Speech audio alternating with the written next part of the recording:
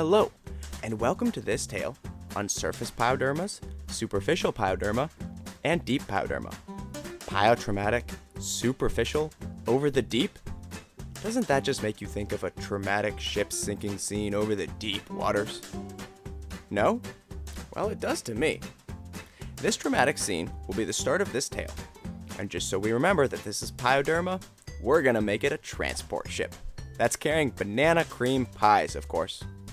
Our pie will be the reoccurring prop for anything neutrophilic pus related.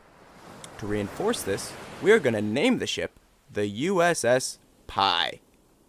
Tragically, it appears as if the USS Pie is crashing into a large rock, shaped like a 2. Everything in this tale is secondary to that ship crashing. This is because pyoderma is rarely a primary condition, and is usually secondary to things like flea or food allergy, atopic dermatitis, and endocrinopathies. Let's look at our first topic, pyotraumatic dermatitis, otherwise known as acute moist dermatitis. Since this is a surface pyoderma, it will be a life raft floating on the surface of the water. To help us remember pyotraumatic and that it is mostly self-inflicted, we're going to put a poor sun-stoked sailor stabbing his own life raft. Hang on just a little longer, buddy. You're almost to land. Speaking of that sun, notice how it is right over this life raft? Pyotraumatic surface pyodermas is often called hot spots and is associated with inflammation in a moist, hot environment. Right next to our traumatized sailor, we see another life raft that seems to be folding over on a rock. Reminds me of skin fold dermatitis, otherwise known as intertrigo.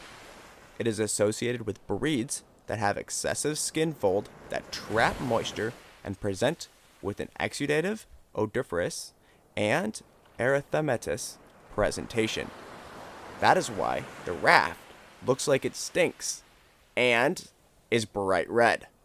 Ugh, what a smell. I don't know if you've ever smelled this before, but it's nasty.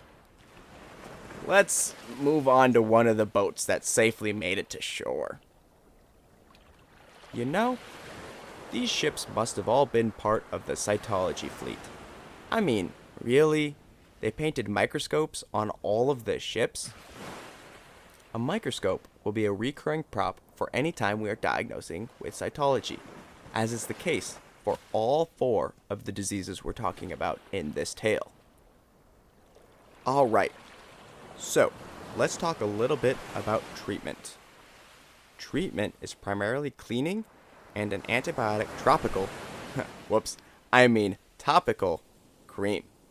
Typically with something that has both antibiotics and glucocorticoids.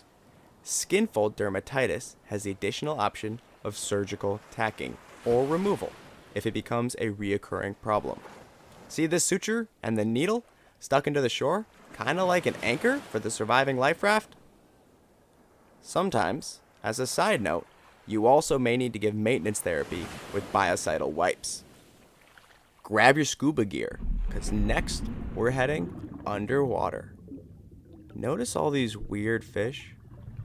They're kinda strange looking, aren't they? There are a bunch of them clustered around that staff. Why are they all round? Why are they all such a hazy purple color? Are these ghost fish? Or maybe you could say pseudo-fish. These round, gram-positive purple cocci pseudofish are here to remind us of the commensal Staphylococcus pseudointermedius, the most common bacteria to cause all 4 of our conditions. Since we're just doing a shallow dive for now, we'll stay within our area representing superficial pyoderma, otherwise known as surface bacterial folliculitis. That's why all the rocks in the background kind of look like hair shafts. Ooh, look at the ocean floor. Is that an underwater volcano acting up? Nobody told me this might be dangerous. The red lava rock, the bubbling fissure, and the round, red, raised bumps are a reminder of papules, pustules, and epidermal collarettes. Hey look! There's another one of our cytology symbols. That flag must have fallen off one of the ships.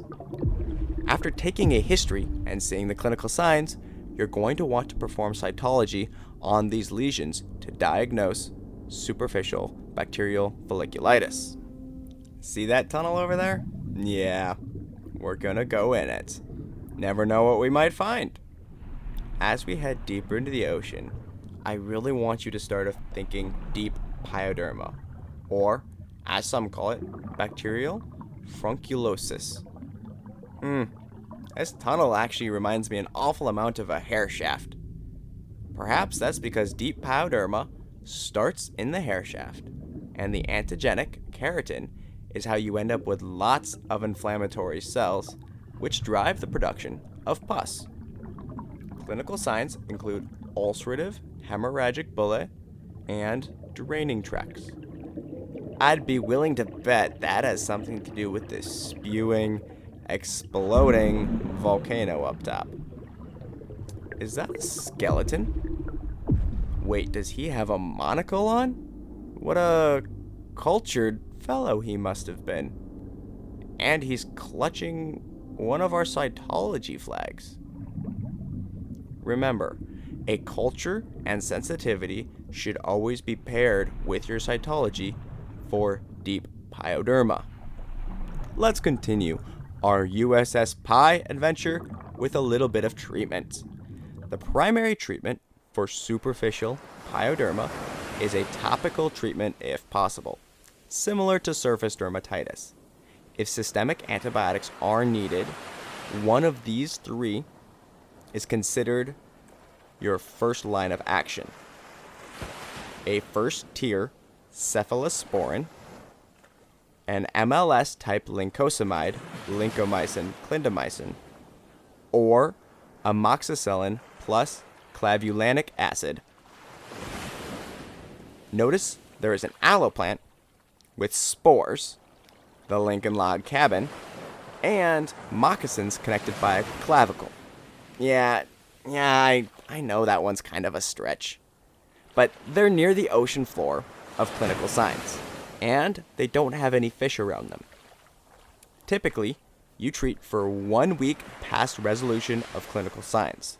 That is why there is only one of each. Maintenance therapy may be needed to decrease reoccurrences. For deep pyoderma, we're going to put our treatment on the side of that volcano. After doing your culture, similar to superficial pyoderma, either a first-tier cephalosporin, an MLS lincosamide, lincosamine, clindamycin, or amoxicillin plus clavulanic acid are again your top 3 choices. On deep pyoderma, though, you treat 2 weeks past the resolution of clinical signs. That is why there are 2 of each of the symbols on the side of that volcano. Alright, I think our deep sea adventure is almost over. Let's go over this tale again. Pyoderma is typically a secondary process caused by the commensal Staphylococcus pseudointermedius.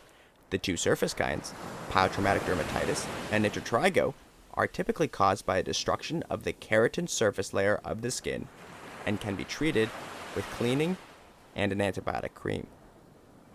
Superficial and deep pyoderma have more to do with the hair shafts. Superficial pyoderma clinical signs include papules, pustules, and epidermal collarettes. Deep pyoderma presents erythematous with hemorrhagic bullae. Cytology can be used as a diagnostics tool for both, but with deep pyoderma, you also should get a culture and sensitivity. First-line antibiotics include a first-tier cephalosporin, an MLS lincosamide, or amoxicillin plus clavulanic acid. You know, that was a pretty good review.